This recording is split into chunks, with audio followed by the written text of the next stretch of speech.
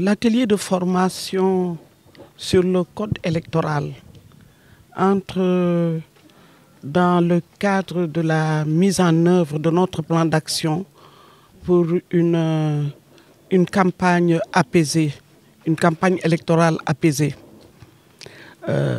Nous devons la mise en œuvre de cette activité-là à l'appui du CRS et de l'Union régionale Santé Yalla.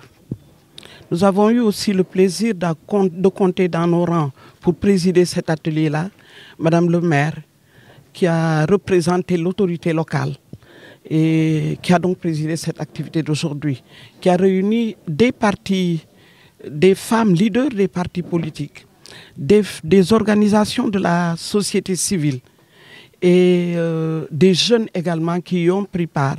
C'est une formation qui a duré 6 jours au total et de façon fractionnelle, on a formé donc ces cibles-là qui vont participer aux prochaines élections, leur demandant de démultiplier la formation qu'elles ont reçue au niveau de leur base. C'est l'analyse du contexte des élections datant des années depuis 1958, tout le Sénégal vote à aujourd'hui. Et la situation que nous avons vécue ces dernières années nous a amené donc à dire qu'il faut travailler pour l'apaisement du climat social.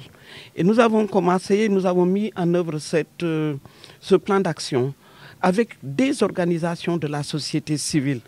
Et nous avons commencé par des rencontres avec les autorités administratives, des autorités religieuses et coutumières, avec des leaders d'opinion. Et puis là, nous sommes à la deuxième partie. La deuxième étape, c'était cette formation sur le code électoral. Les activités qui vont venir après, il y aura une grande rencontre d'harmonisation où on va mettre ensemble les femmes de toutes les coalitions, les organisations de la société civile et les jeunes. Nous allons partager ensemble nos préoccupations, les besoins et les attentes par rapport à cette activité, ce grand rassemblement qui va clôturer notre plan d'action. Mais parallèlement, nous allons mettre en place une cellule d'éveil et d'alerte pour des élections. Ça veut dire, comme son nom l'indique, ce sera une cellule qui alertera chaque fois que besoin se fera pour que vraiment qu'on prenne en charge très rapidement les problèmes qui vont émaner et on ne souhaite pas d'ailleurs, des probables problèmes pendant cette élection-là. En effet, c'est une des activités. C'est une des activités avant d'arriver au grand rassemblement que nous prévoyons le 6 janvier.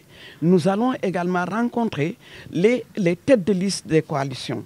Les démarches sont en train d'être prises pour que nous allions les trouver dans leur quartier général respectif et échanger avec ces têtes de liste-là.